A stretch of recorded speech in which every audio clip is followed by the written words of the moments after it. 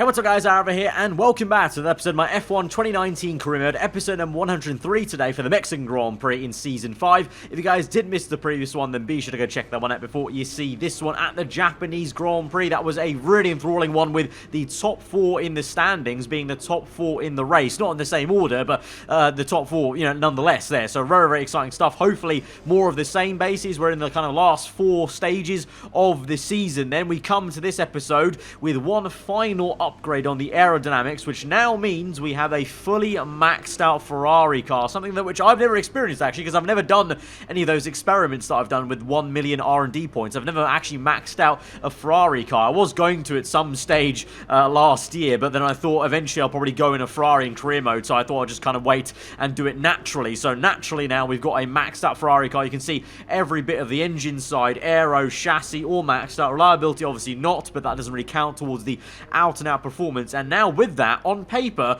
we are finally the best team on the grid. So look at that glow up from Ferrari. We were so, remember, the first few episodes of this season, how far off the pace we were, how slow myself and Russell were. Like, genuinely, I was pushing so hard, and we're still only getting the bottom end of the barrel in terms of the midfield and just last few little points there at Australia and Bahrain. And now look at us now. Look at us.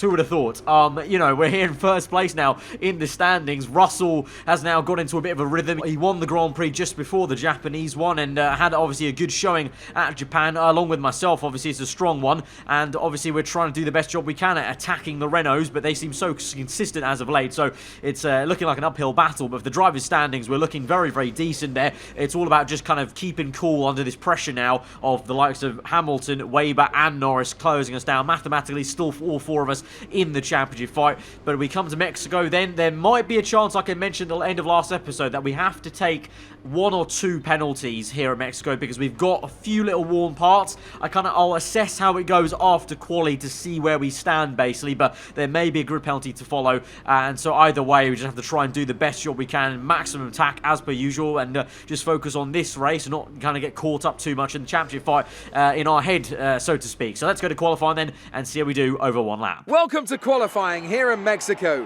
where the cars will be going out on track very shortly and battling it out to secure pole for tomorrow's Grand Prix. When it comes to getting lap time out of this circuit, it's traditionally been about maximising top speed. Do you simply remove as much downforce as possible, hang on in the corners and max out down the straights? Top speed is a key factor for this circuit. Even if you can achieve the same lap time as someone running less wing than you, chances are you'll find overtaking difficult if you have too much drag.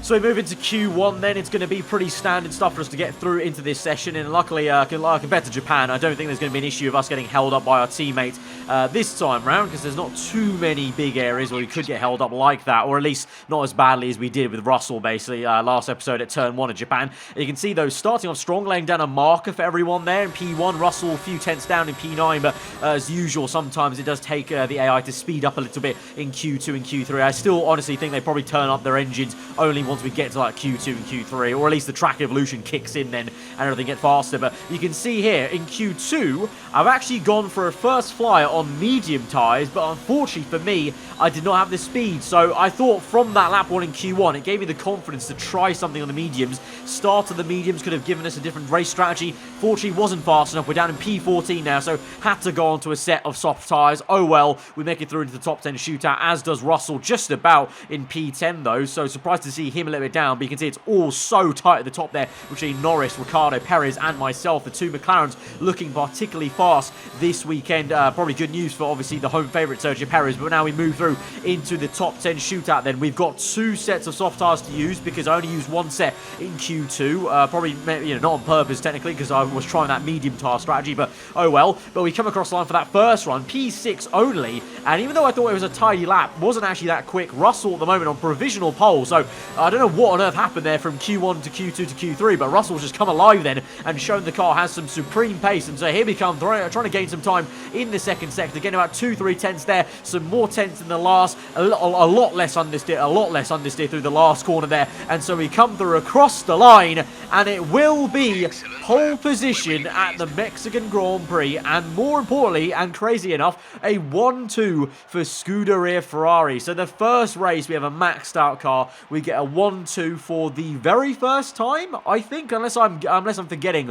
a 1-2 we had before, but I'm pretty sure this is the first 1-2 in qualifying we've had in terms of a front row lockout in qualifying. So absolutely awesome. Of course, though, like I mentioned, we're going to have to think about taking some penalties here because this is the best time to do it. We're on pole now, so we have the pace to be at the forefront, and Mexico being a tracker as it is, you know, a long main straight, it's a great place to take a penalty if we need it. Now, I'm assessing the situation. I don't want to take enough penalties to go all the way to the back of the grid. I don't fancy doing that. I just want to take the 1 or 2 ones I need, or the 1 in my case, because I'm going to go ahead and just take a penalty for the MGUK. I feel like the other parts, internal combustion engine and the control electronics, even though they are worn, we could probably just about get through to the end of the season with those slightly worn parts. So this will hopefully be the last penalty I take on the engine side of things. Not too sure about the gearbox. Haven't actually looked into that, but we'll get to that bridge. We'll cross that bridge once we get to it, basically. But we're going to take a 5-place grid penalty, so we'll start in P6, but we know we've technically officially qualified on pole.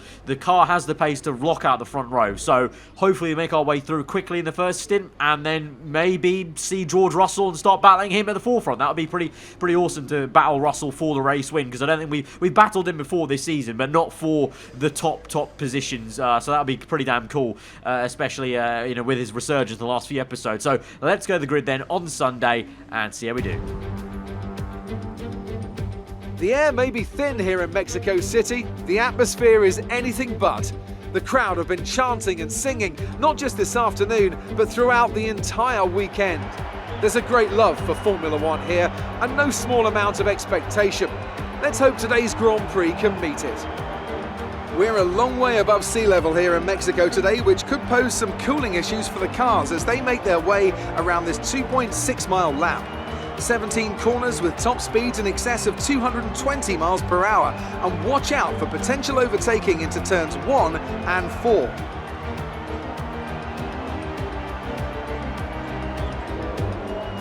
Anthony Davidson also joins me in the commentary box today. Let's talk about the engineer. What do you make of their performance so far this season? It's been a really solid year so far. There have been some incredible standout performances, but what's really impressed me has been the consistency.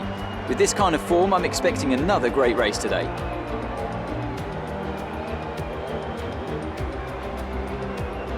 With the race minutes away from starting, here's what today's grid rundown looks like. George Russell did very well in qualifying yesterday and will start today's race from pole position, edging out Lando Norris, who'll start from P2. Looking at the rest of today's grid, we have Verstappen, Ricciardo, Sergio Perez, the engineer, Weber, Leclerc, Gasly and Daniel Kvyat, Hamilton, Stroll, Devon Butler and Bottas, Vettel, Giovinazzi, Kimi Raikkonen and Roman Grosjean. They'll be starting further back after an earlier grid penalty. Magnussen and Nico Hulkenberg completes the grid. And now it's time to head down to the track.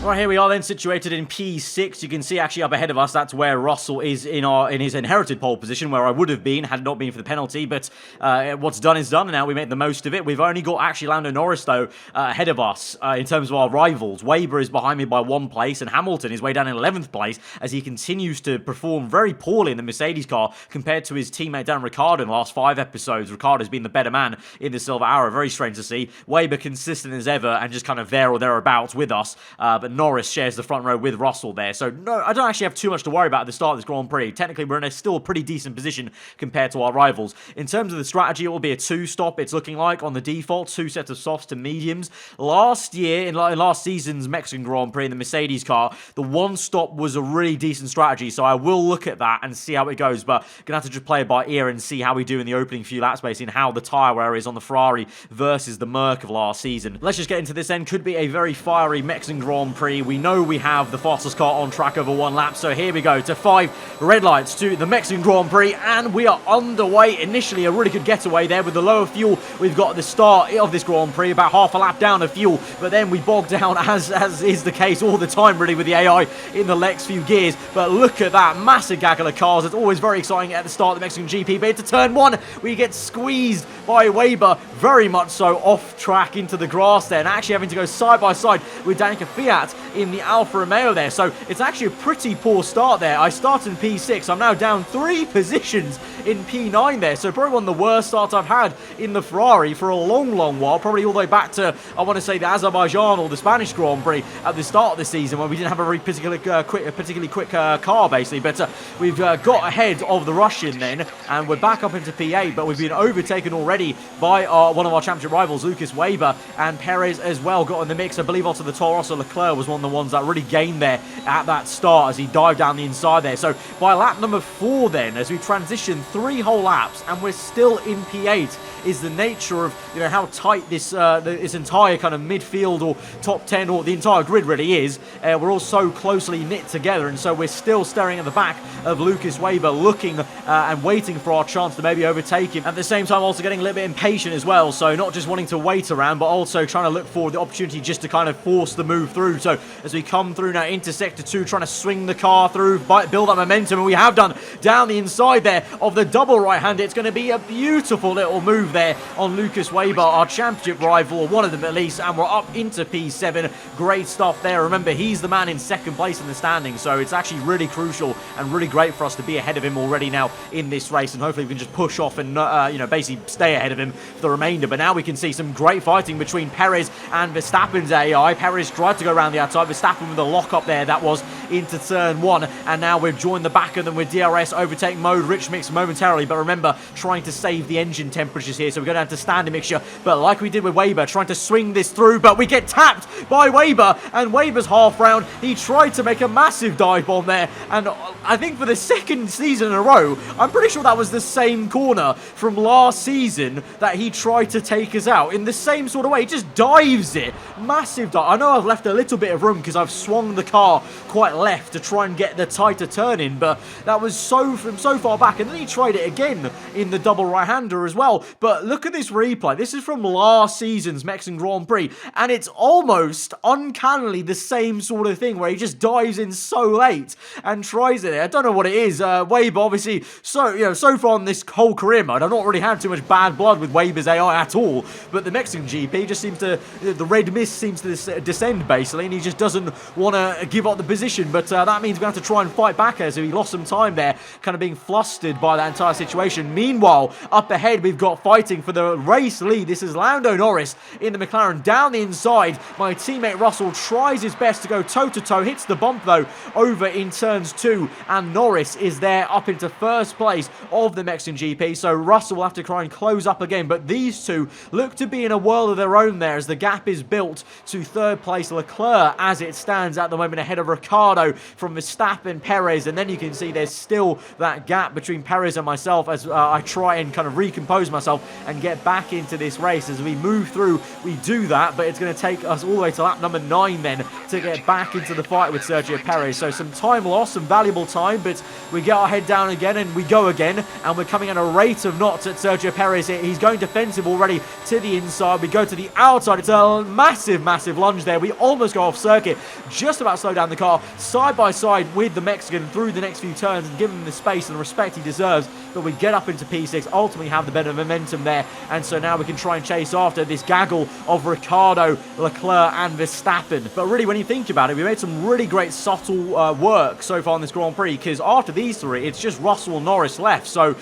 it doesn't feel like we made massive progress, but we really have, and we go again with a very similar move to the one we made on Weber early on, down the inside the double right-hander, and it's another slick move on Ricciardo there, who I believe has some issues though in the car as he goes slow there, and is very slow through the last sector. But now you can see Verstappen comes in for an early pit stop, then Norris is in, so I would suggest those two are probably doing a 2-stop. I'm not too sure what Russell's going to do. Let's see as we progress through this Grand Prix on the end of that next lap, as we hit a lot of understeers, the tyre wear really kicks in, and to say Ricciardo had an issue with his car, he's now coming back at us there, but Russell's in for his pit stop, so I'm not too sure. I think he's also doing a 2-stop, so we may switch to that because the tyre wear is pretty bad on the set of these soft tyres. We now go wheel to wheel with Ricciardo, and it looks like whatever issue he had earlier that was slowing him down is definitely not there with him now, as we have to try and really defend against him quite harshly. And he's actually got a great run off that corner, and he's going to come again for the second time on the right hand side to overtake us here, and I've got to once again try and outbrake him, and I just can't seem to do it here as we try and go very very, very close to his side pod there, the bargeboard area, but in the end, he's got the inside line. We're on the curb quite awkwardly. We're on the outside line for the double right-hander, and he's going to get the traction as the rear end steps out for me. That is done, and that is Otter, me saying bye-bye to this set of tyres, because I'm definitely coming in now for a set of what is going to be now mediums. You can see there on the right-hand side, I literally, as I was driving mid-corner through that right-hander, switched it on my wheel to go from the softs to the mediums, because I didn't fancy going on another set of soft tyres, because those softs right there wore out and felt horrendous for the last 2 laps really on this heavy fuel. So I thought I'd go to the mediums, and that might give me some flexibility to either pull off a miracle 1-stop on the mediums or do a 2-stop, just, you know, vice versa in terms of we end on the soft tyre or we end on another set of mediums, depending on how my tyre wear is, because it could just be a case of my setup on the car and whatnot is wearing the tyres out a lot more than George Russell's is. But I believe the likes of Norris, Russell, Leclerc,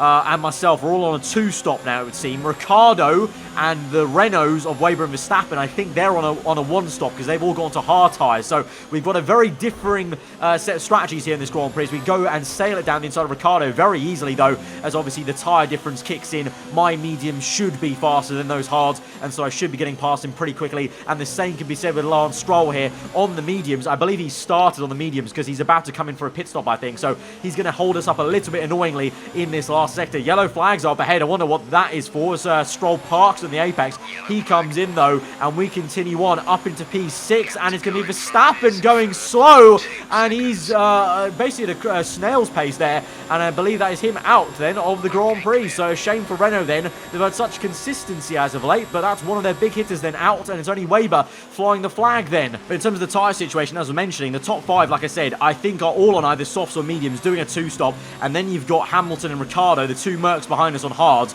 trying to do the 1-stop, very much like I tried to do in the Mercedes car last season. So I wonder where they got that plan from. But we now move on back to the top 5 battle, and this is Russell v Norris once again, and this is Russell trying to retake the lead of the Mexican Grand Prix. They go toe-to-toe once again through the first few turns. Norris, though, gets the elbows out, but Russell has a great exit there, and maybe switches up into overtake mode potentially. DRS open for him. Norris not so much, but the McLaren actually has some decent straight line speed there to keep him at bay. So for now, Norris maintains that first place, Russell in second, but both of them remain in a league of their own with a massive gap to third place there. But they go again. This is the very next lap, and maybe now, second time lucky, Russell can go through. This time he's on the inside for turn 1, maybe the better place to be, and this time he's got so much better overspeed, but Norris comes in with a great brake zone, I must say, and I almost thought he was going to go right around the outside, but he's not managed it, and so in the end it will be my teammate George Russell back up into first place of the Mexican Grand Prix. But either way, it's a 1-2, British 1-2 here at Mexico, so I'm sure all the Barrys and Scots will be very, very happy in their pubs shouting Brexit at the TVs here,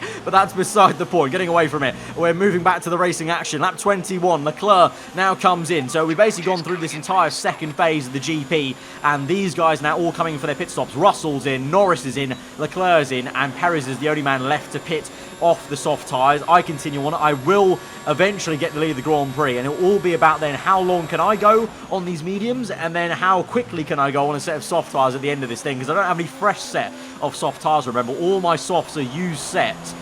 Sets of softs, but there won't be too warm, maybe about 4% or something like that. But we come through on lap 23, we're in the lead now, Perez pits in, and so we're just trying to assess the situation. We're still lacking some fuel there, we're still under-fueled. At no point in this Grand Prix have I been on green fuel, apart from now on lap 24, because as I came in on that in-lap, as the tyre started to go off, I thought, okay, I'll save the fuel now as I'm coming in anyway, and now we strap on a set of red wall soft tyres, and we see how quickly we can go and how hard we can hammer this car through to the end of the Grand Prix and try and maximise the points we can get in this Grand Prix, because I think we've probably lost the battle against Lando Norris, but I think we can definitely get a decent amount of points ahead of our rivals like Hamilton and Lucas Weber. But we're going to come out in a very awkward position of about P9 or 10 even there as Leclerc comes through, so we're only just in the points pen positions with 11 laps to go. So this very much is going to be a smash and dash sprint race for us to try and get the top points here today and get anywhere near to that P4 or 5 I was looking at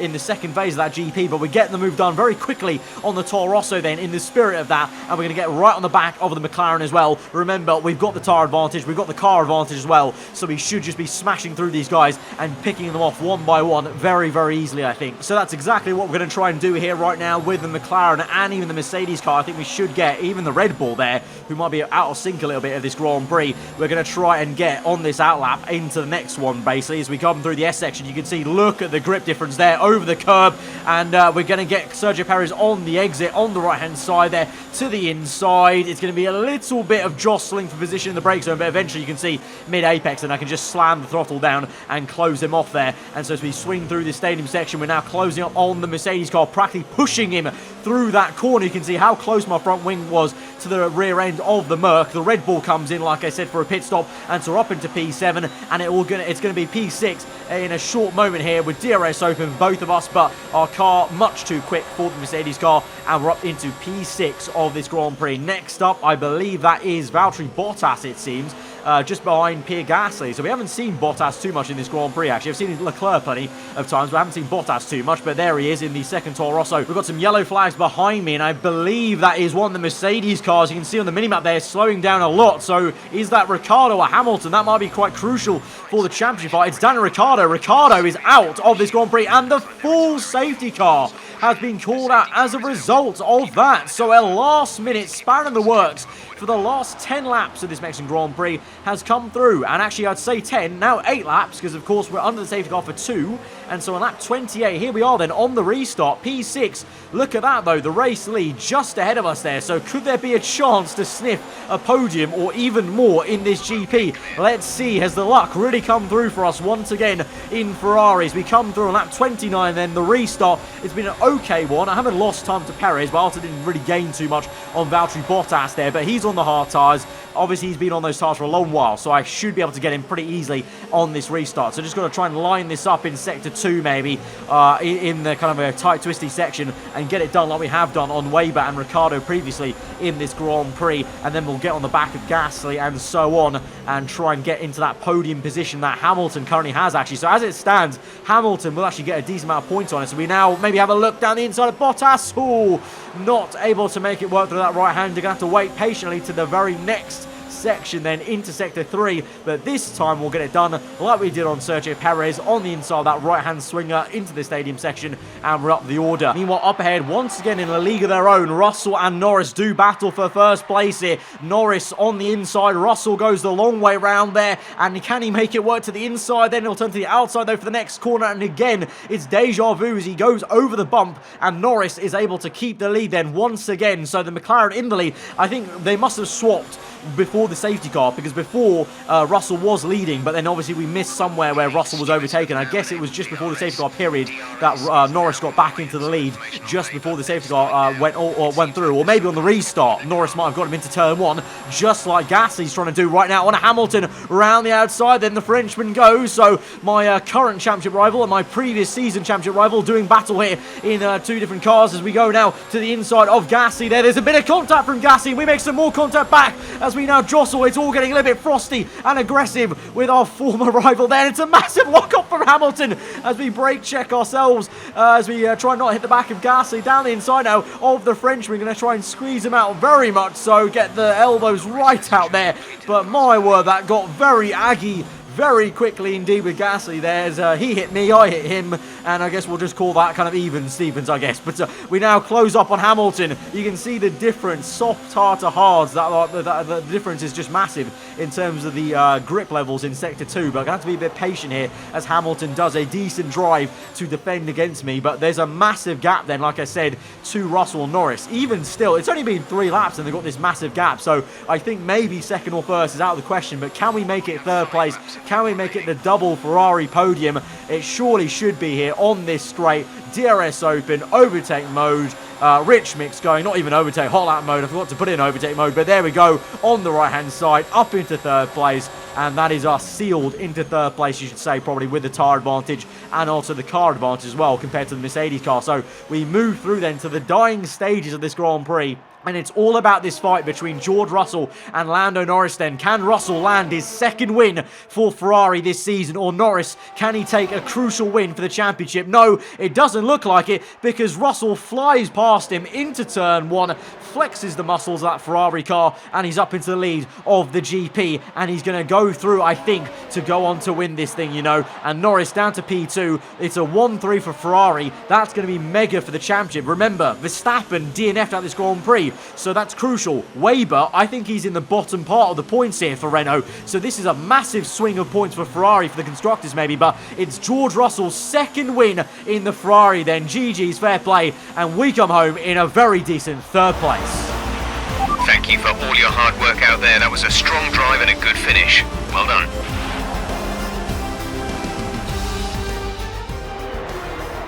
So, another excellent win from Ferrari. Anthony Davidson, what helped them deliver this result, do you think? Without a doubt, the safety car changed everything today. The key to their success was keeping calm and reacting to the situation quickly. We've seen teams in the past throw away wins because they were too hesitant, but here they were decisive, and that's allowed them to take the advantage. Ferrari are at it again, an excellent performance at today's Grand Prix, and they're certainly a team that know what they're doing out there.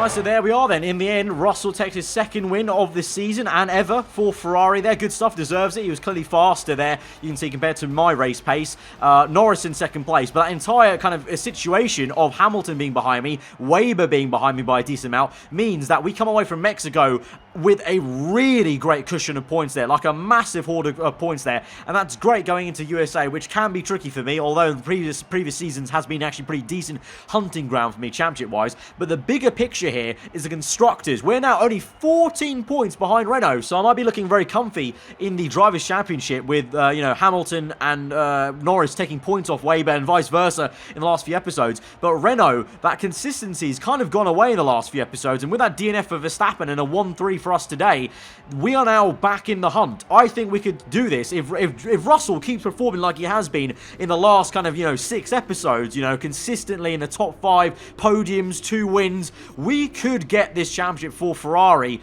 and we could do the double. We could do the drivers and the constructors, which would be amazing, because at one point this season, earlier on around kind of, you know, Germany, I thought, okay, maybe we'll get into the drivers fight, but I don't think the constructors will be possible at all. But lo and behold, Russell's pulled up his socks. He's climbed into the top 6 of the championship as well. He used to be in like the bottom, he used to be in like, you know, P12 or just about in the kind of bottom half at the start of this season. So he's done a mega job to turn his season around. So it's all looking rather enthralling, and it's all coming up Ferrari as of late. So guys, be sure to smash the like button if you're enjoying that and you enjoyed that Grand Prix. Let me know what you thought in the comments below. If you're new around here, then do subscribe for weekly full-on content. I've been aarava. I hope you guys enjoy the rest of the day. I'll see you guys next time. Goodbye.